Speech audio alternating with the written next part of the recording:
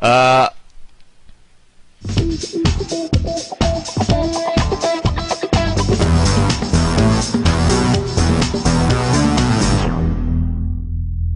I'm Ryan. I'm John, and welcome to the Split Screen. Yay! Our internet's working temporarily. Awesome. Wait. I'm sure Keyboard Cat is just waiting in the wing. So, I guess this came down like a couple hours ago. Actually, 1 hour ago. This is kind of nice.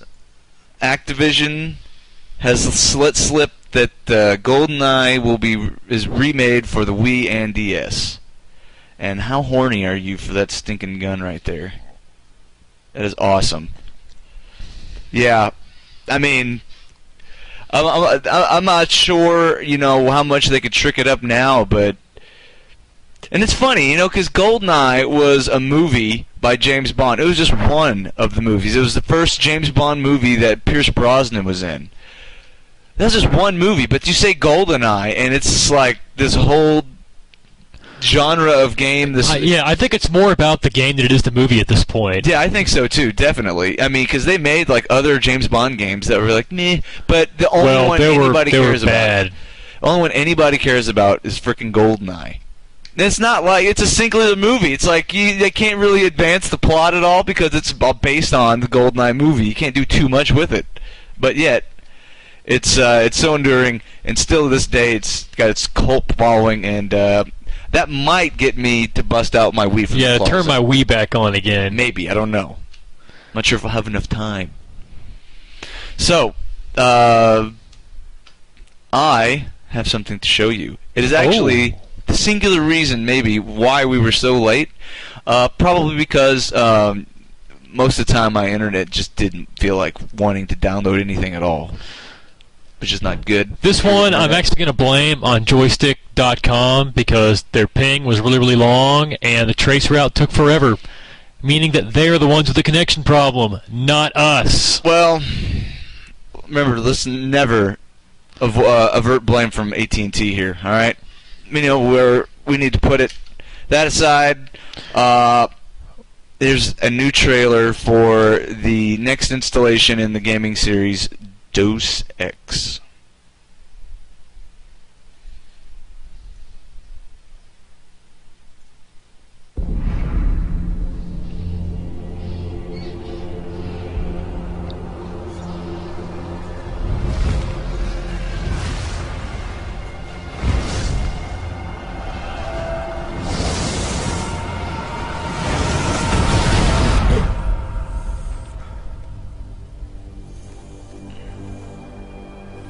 I never asked for this.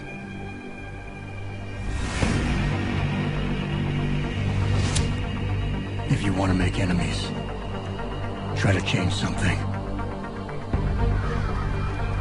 The year is 2027. It's a time of great innovation and technological advancement.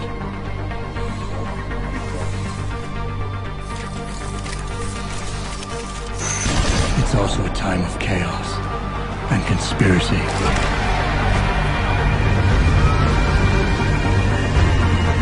I don't even know whose side I'm on. Breaking news. The riots continue in the streets of Detroit. Protesters rallying outside of Seraph Industries, one of the world's leaders in the controversial science of human augmentation. These people, Adam, they're like ghosts. Always in the shadows. Always hiding behind lies. Proxy soldiers. I need you to find them. They cannot stop us. They cannot stop the future. I never had a choice of what happened to me.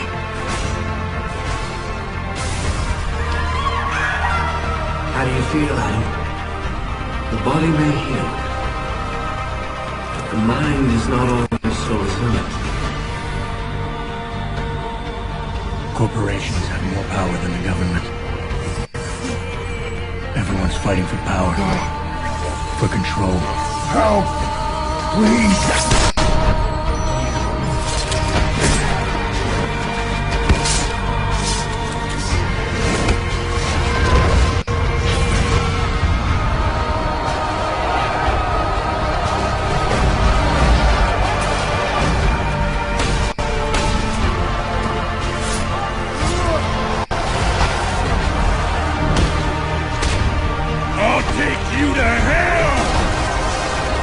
have opened fire on the crowd.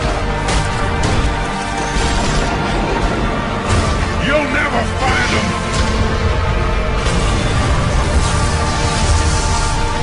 I'll never stop looking.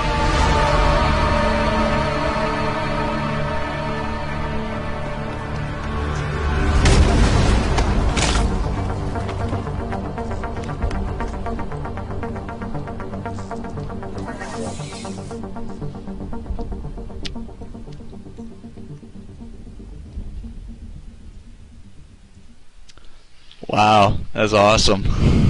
Sorry for the choppy frame rate. I've noticed yesterday it does that sometimes, but I wasn't about to reload the video after it took Not again after 20 minutes of getting it to load the first time. But yeah, Deus Ex, man. I mean, I didn't get into it as when I was younger, but it's a PC title.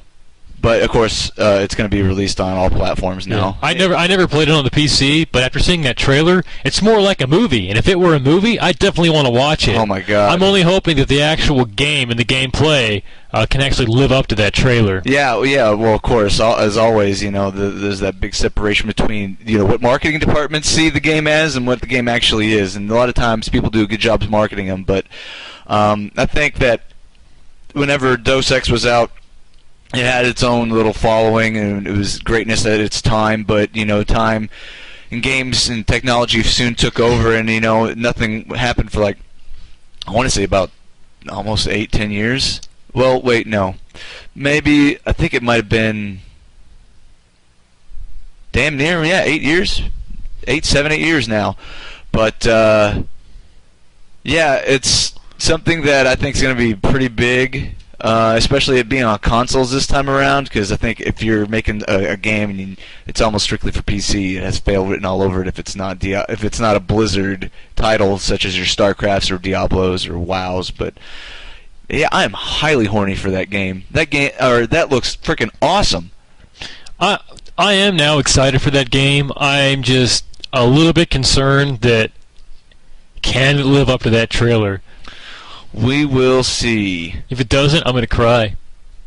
So, yeah, what does that say?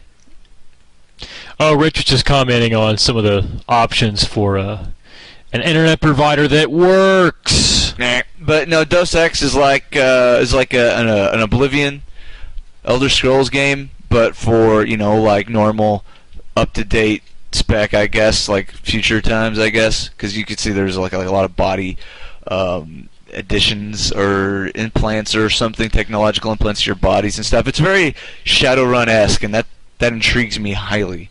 But yes, there is the new trailer for Deus Ex. I like the little Mega Man hand attachment. He was like, it turns into a gun and then a hand, and then it grabs some guy and spins him around. And, crushes his head. That's pretty sweet. Dude, better be careful touching yourself with that thing. Ooh. Going to the bathroom can be dangerous. Yes, or grabbing a boob, you don't rip it off. These are concerns that people need to think about when dealing with new technologies. Yes. Going to the bathroom and touching boobs is a very important part of that needs to happen. We need to preserve boob grabbing in bathrooms worldwide. So let's all get together, people, and let's make this happen. All right, John, what do you got? Let's talk about Modern Warfare 2. The Resurgence map pack came out on Thursday. Eventually, there were several of us who were actually playing Modern Warfare 2 online, hoping that they would actually launch it around midnight. Nothing happened. I think around 3 in the morning, the game shut down. There was a patch that added the new, download content part to the menu, and you go to it, and there was no Resurgence pack. Yeah, I remember getting up in the morning and almost forgetting to start the download before I went to work. We all went to bed. We got up the next morning, tried it, and it was not there. And so I, went about my day doing other stuff, and periodically came back and checked. And finally, I got a message around maybe 3 o'clock in the afternoon Central Time saying, "Hey, it's there. Download it." I downloaded it. And what did I find? The same thing I found with the stimulus package. If you want to use the new maps, you have to do the grab bag. Oh, God. I'm sorry. Grab bag of the majority of people modes. Like playing Team Deathmatch. And they know that's not anecdotal because you can see the numbers. It'll tell you, how many people 50,000 people playing online playing Team Deathmatch. Majority of people play Team Deathmatch. For God's sakes. when the thing first comes out, please put them inside the team deathmatch rotation. They did eventually get in the team deathmatch rotation. Well, they're going to do that for the first day. Yeah, after that, it's normal. Yeah, after the first day, they were in, but it's annoying because we all were playing, search and destroy, capture the flag, and domination, God. And whip your ass. I never saw one whips your ass. team deathmatch the entire time we're trying to play that. We're just there the entire time saying, yeah, I'm sorry, I don't want to play capture the flag. I don't find it fun. Now, if they're doing that because, I think that Gears of War is basically, on the multiplayer, is basically reduced to all the firefights happen within 2 feet of each other, of the opponents, and why don't you just give them fucking swords if you're going to make it like that, because everybody uses the shotgun, it's overpowered, the Lancer's nerfed too much. Every weapon, they know that the shotgun is by far the most powerful weapon.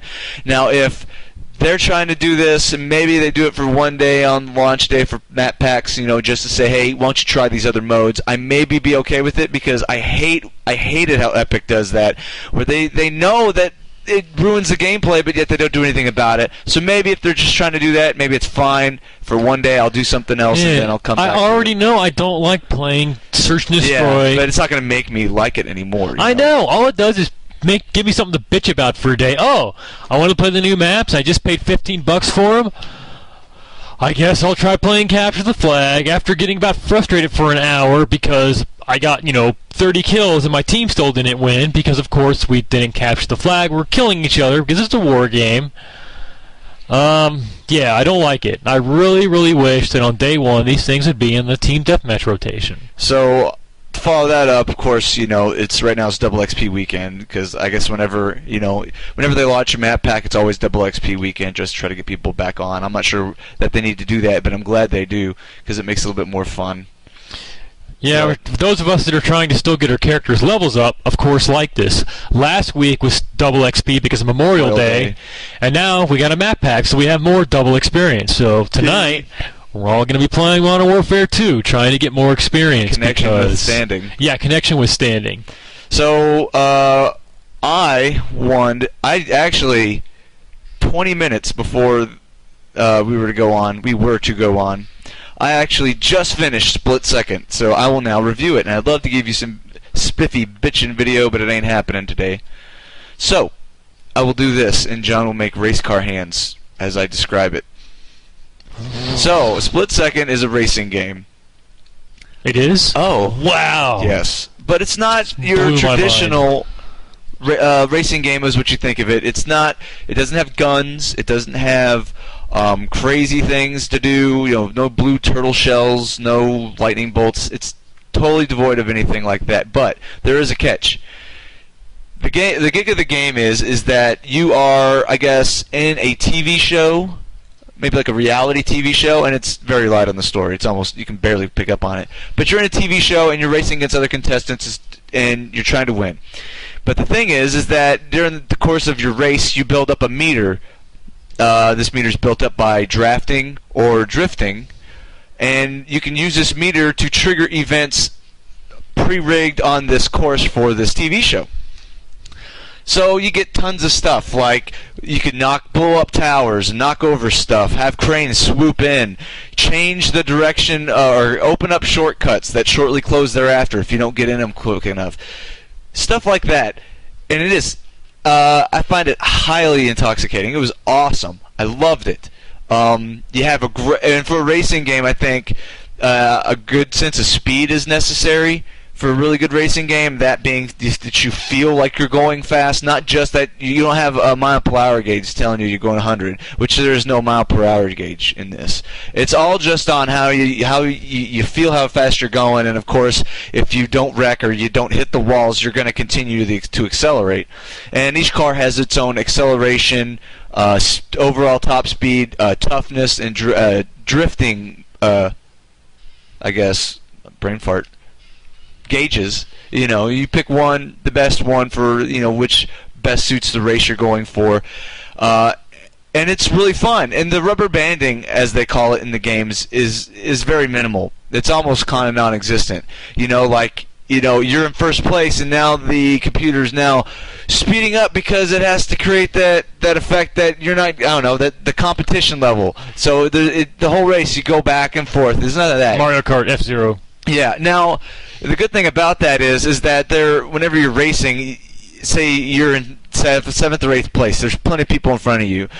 You don't have to be right next to a person to be able to knock them out. You can be far off, and whenever they're around something or an object or an instance or whatever that can be blown up, it'll have a little icon over them for as long as they're in that target area.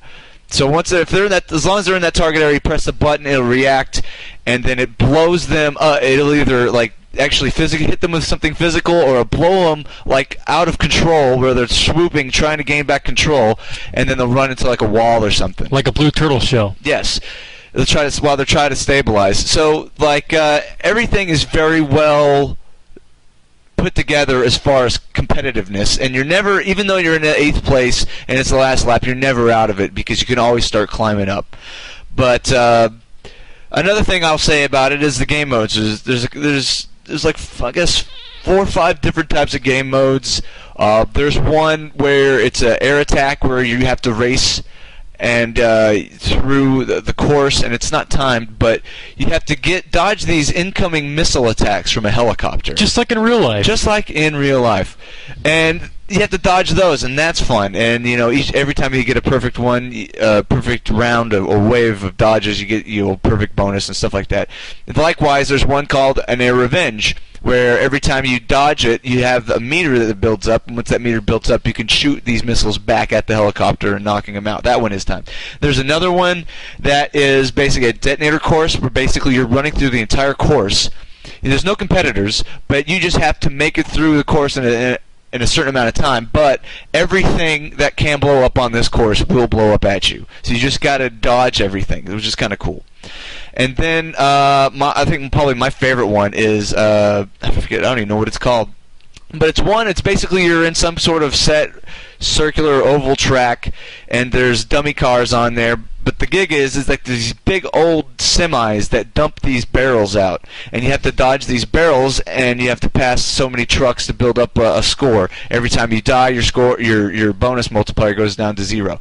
But that one's surprisingly fun. I loved it. So overall, and online is pretty cool too. Although online, you need to get the cars in the game before you can play them online, which I kind of like. But the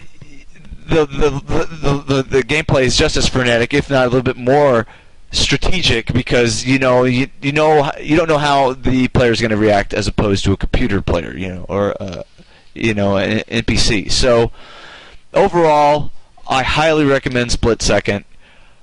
If you can find it at $40, it's a steal. Get it. You'll be playing it for a while. I love it. It's in my GameFly queue. Hopefully someday I'll get it. Maybe. Maybe you'll get it. Maybe you'll get it. Someday might get it. I still want UFC 2010. Okay, better late than never review. BioShock 2. That rhymed. Yeah. Yeah. That's awesome. DJ John in the house. I can only get them when GameFly sends them to me because I'm too cheap to actually go out and buy these games that I don't intend on playing. It's cheap because it's $60 a pop.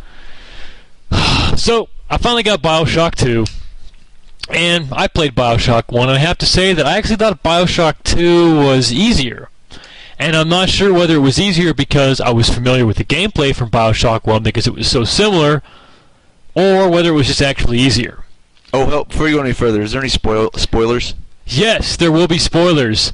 So if you were watching this, just, turn your sound off, maybe turn your computer off, walk outside, you probably already cigarette. About if you don't smoke a cigarette, anyway. Maybe go make yourself a sandwich, maybe put some bologna on there, some cheese. Don't go bologna, that's bottom shelf, dude. Mayonnaise, mustard. You're better than turkey. That, dude. Don't use bologna. Yeah, but so BioShock 2, spoilers, go away. It basically starts out, takes place 8 years after the events of BioShock 1. Andrew Ryan is dead. Sophia Lamb is taking over Rapture. You actually play a Big Daddy. Oh, yeah. if you knew that, but you watched the previews. But you play as a Big Daddy. You're called Delta, and the basic story is that Sophia Lamb's daughter is Eleanor, and some stuff happened, and you ended up becoming the Big Daddy for that chick. Sophia Lamb separates it, kills you at the beginning. Somehow you revive 10 years later, and you're pissed, and you're trying to find back your little sister. One of the really cool things about the game is you can actually operate your gun with your right hand and your powers with your plasmids with your left hand. So you can shoot the rivet gun and use telekinesis to lift things and stuff with your other hand at the same time, instead of having to constantly switch back and forth between them. That's cool. It was nice. It made the gameplay a lot faster, because in the first game I was always switching, saying, "Oh shit, I'm out of ammo for these 5 weapons. I'm almost out of Eve. Let me get telekinesis. It does the most damage in this particular area. Let me try to use that and blow stuff up. Oh wait, let me pull out the rivet gun because I got to fight a Big Daddy." So you like the table of how they interface the guns and plasmids? Yeah, I thought it was pretty neat, and I think there was one new plasmid in particular. There was a security hack plasmid, and there was also one to the end of the game that actually allows you to summon one of the new types of characters, which is the Big Sister. Since this takes place, 8 years after the events of BioShock 1, some of the little sisters have evolved into what are Big Sisters, and they're basically wearing suits of armor like the Big Daddy, except they're more slender, and they move really, really fast and have all sorts of abilities. They can use plasmids and fire weapons. And generally in the game, when you clear all the little sisters out of a level, you have to fight a Big Sister. And they're a big pain to fight. They're hard. They're really fast. They're jumping around. My strategy basically was to electrocute them, to basically stop them in their place, and then just start shooting at them with a heavy rivet. That seems to do the most damage, or armor-piercing ammo.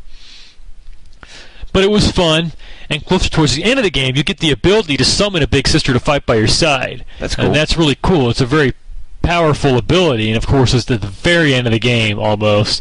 So you don't get to use it that often. Nope.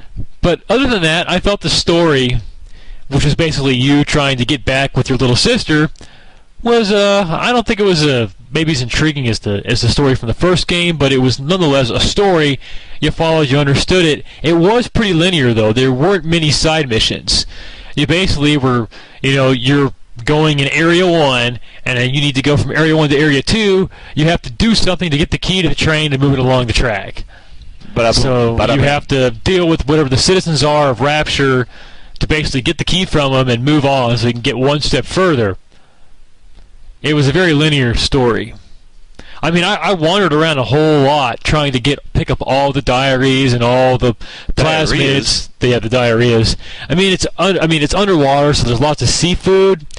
Some of the seafood's kind of old, been in there for 8 years. A lot of tuna? A lot of tuna. A whole lot of tuna. More tuna than at a Lilith Fair concert? About just as much.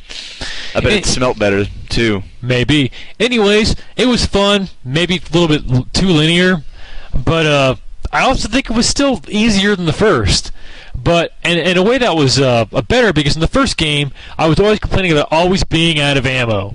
I was always out of ammo and out of Eve. And this game, I made sure to pick up everything I could find, cleared every single thing room by room, picked up everything from everyone I killed, researched them. So I made sure I always had the maximum amount of money, or the maximum amount of life and Eve that I could hold. That way, I wasn't going to be caught in a situation where I was basically having to melee. So did you ever try the multiplayer? No, I was not even tempted to turn on the multiplayer. I don't even want to know. I just pretended there was no multiplayer. BioShock to me is a single-player game. I wasn't interested in having multiplayer ruin it for me. It's like trying to put multiplayer in a game like Alan Wake or something. It's story-heavy.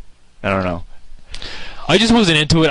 I thought about it for a second and then realized that you're only going to get upset. You're going to get on. You're going to get killed 50 times. People that have been playing it or the people that are playing it have been playing it and like it, and they already know every rung. It's almost impossible to learn now because people are just going to be around every turn, blowing your head off. It's like what we do to people on Modern Warfare 2 when they just buy the game. Maybe. But I think it's a little bit narrower in BioShock because it's such a niche thing. It's not like your everyday shooter. It's all tricked up and this and that. plasmids, and how do they? It's like halfway their plasmids can be, seen as glitches sometimes in other games. Like if you could freeze somebody or something, or set somebody on fire. Totally glitches in Modern Warfare. Freezing. Like to set some people on fire. But yeah, all in all, I enjoyed it. It's definitely worth game flying. I wouldn't necessarily want to buy it and own it. I already sent it back. Ooh. It was an easy 16 points. If you take the time... 16 gamer scores, you mean? 615 gamer score. Things. G's, dog. Yeah, the G's. I mean, really all you have to do is... in order to get the best ending, don't harvest any of the little sisters, adopt them, release them. Wah. Adopt little sisters? I want to beat them up. They give you gifts. Oh. You go through, try to get the diaries. It's really hard to find all 100. You get more points if you try to find all the weapon upgrade spaces. I wasn't able to find all 10 of them, I think there were. But if you basically go through and beat the game and get the good ending, and make sure to do all your research tasks to get all your plasmids and all of your those other abilities, which names escape me, the little abilities you could get. Give an upper decker? Something like that. Hopefully not. I'm an upper decker plasmid. I'm gonna give you an upper decker next time I come over. I'm kind of scared. You don't know what an upper decker is? I don't want to know. It's when you shit in the top part of the toilet. I didn't need to know that. Yeah. I was afraid it was something dirtier. I'm actually kind of delightfully surprised. It was something really nasty. All right, guys. Well, I think we're limping to the finish line here. The more you know. Nice, John. All right, guys. I think it's going to do it for another week. Have a good night. Have a good night. Later. Bye. See ya. Don't let the door hit you. Do